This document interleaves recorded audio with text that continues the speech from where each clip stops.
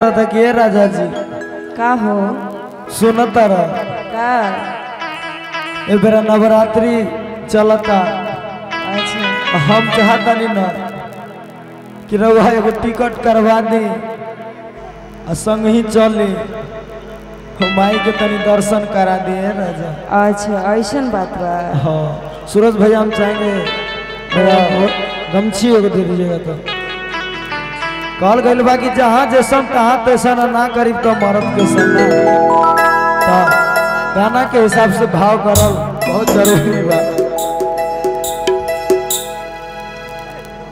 और हम चाहेंगे उषा जी तनी देर के लिए आप मेरा पति बन जाइए। हाँ जी जरूर। आहा खाली लाइन ना मारिए एक कुंदन भैया जय भैया सुनता नहीं का हो हम चाहता नहीं ना कि मन में बड़ा दिन से लालसा लगल बा ए राजा। अच्छा एक ही गो नवरात्रि चलता है बेरा हम चाहब कि रउआ चली कौन टन बाजा फिल्म उलिम चलता का कर देते रहे। अपना पति से एगो मेहरारू कहता कैसे कौना भाव। हाँ अरे बलमुआ हो करे जा हो सजनमा हो सुनता नहीं का हो रउआ एगो टिकट करा दिया न तो रउआ संग ही चली और माई के दर्शन करा दी। अच्छा अरे रेल गरिया धराइदा इसका कॉर्ड कम कीजिए। एक नोट उठा लीजिए तो श्रीकांत भाई। हेलो हेलो कि रेल गरिया धराइदा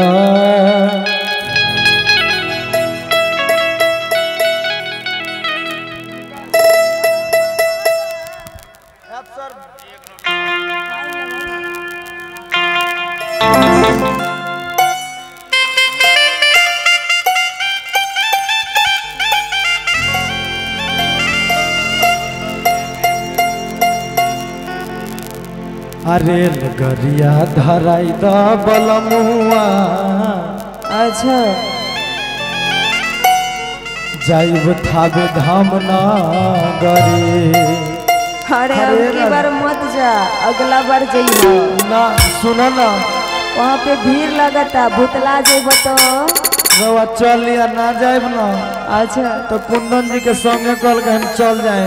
अरे ऐसा मत करियो सुनी ना का बारह दिन से मन में लालसा लगता मेरा पूरा भई के पड़ी रहो। ओहो हाँ सुना अरे बलमुआ हो सजनमा हो करे जा हो आए एगो नया महर मेहरारू ऐसे ही अपना पति से कहता कि रेल गरिया धराई द बलमुआ जाइब थावे धाम ना गरे। अरे काहे हो आई अरे गरिया धराई द बलमुआ जाइब थावे धाम ना गरे। गरिया धराई द बलमुआ जाइब थावे धाम ना गरे। धाम ना गरी हो थावे धाम ना गरी धाम ना गरी हो थावे धाम ना गरी। सुनो ना का ये बच्ची कटका नहीं ना बलमुआ जाइब थावे धाम ना गरे। गरिया धराई द बलमुआ जाइब थावे धाम ना गरी।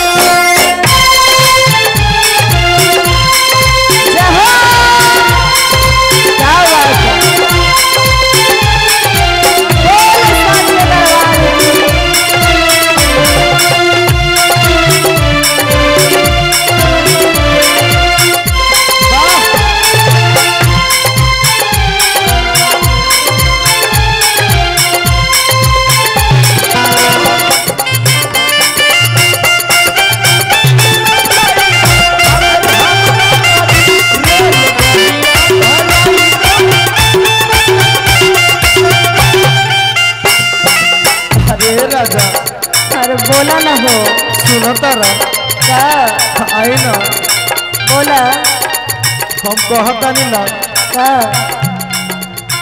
गौआ ना जाए न तो एगो टिकटो करवा दी अरे पैसा नहीं के हो कहीं से कर्जा और कार के हम चाह कि जय भैया के यहाँ जाके जे भैया तो और भिख मंगा बा 2 रुपया कर्जा नहीं के दिले चाहता अब बताई ऑर्गेनाइजिंग करता का कहीं कर्जा और कार के एगो टिकट करवानी है राजा का सुनो ना बोला औरत कहता तो नहीं के कृपा से लागल तहरा नौकरी नहीं के कृपा से लागल तहरा नौकरी सुनो तारा का तो नहीं गई बात हे राजा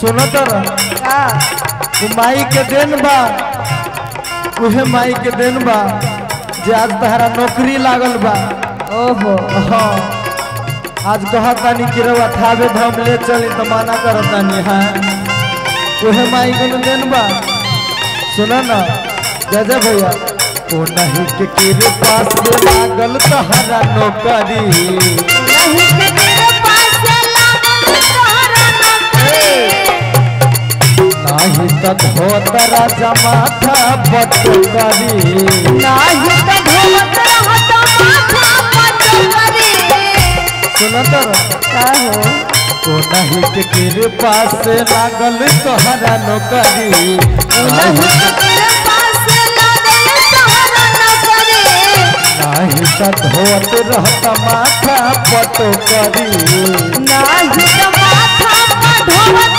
रहत नौकरी सुना बोला आज माई के दिन बा जो तहरा के नौकरी लाग गए राजा ओहो ना तो तू तो कपार पर टोकरी ढोबते पता नहीं कह जाता अच्छा लेकिन सुना एगो चुनरी अरे बलमुआ एगो चुनरी मंगाई का बलमुआ जाई अब हम ना करी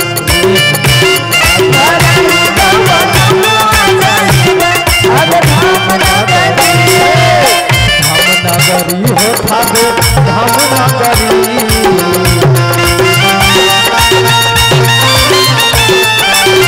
हम नगरी हो थावे धाम नगरी कति कराई बलम जाए अब धाम नगरी रे लगरिया गराई कमल जाएगा अब धाम नगरी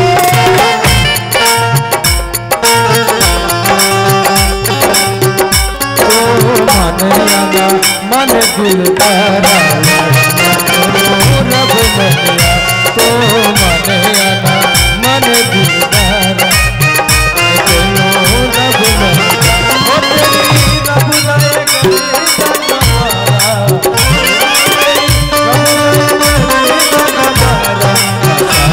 तो मन दिल तारा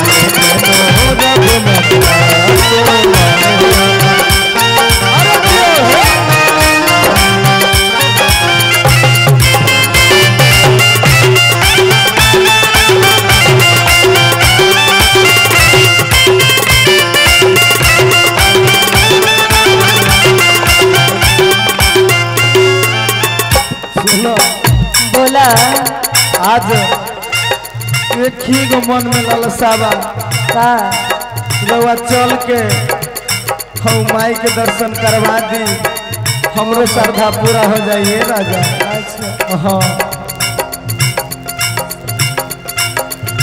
सुनील की थावे में लागल बा मेला अरे साचो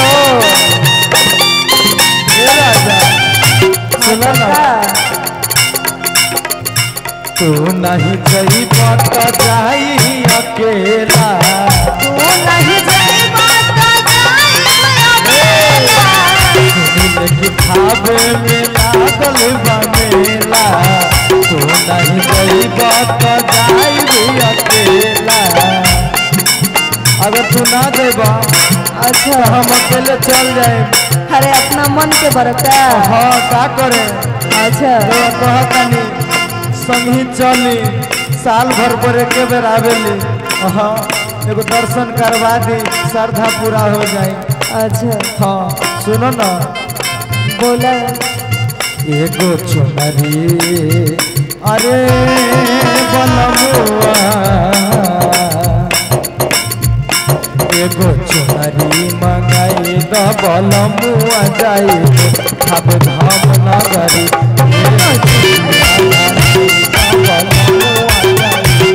अब धाम नगरी नगरिया धराई तो बलमुआ जाइबे अब धाम नगरी।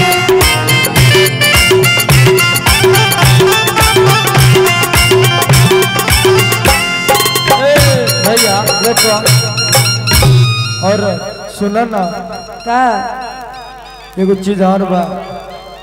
का हो। अरे कि अमुआ लगवाला ये राजा हो। आय हाय हाय। अरे कि महुआ रे लगवला।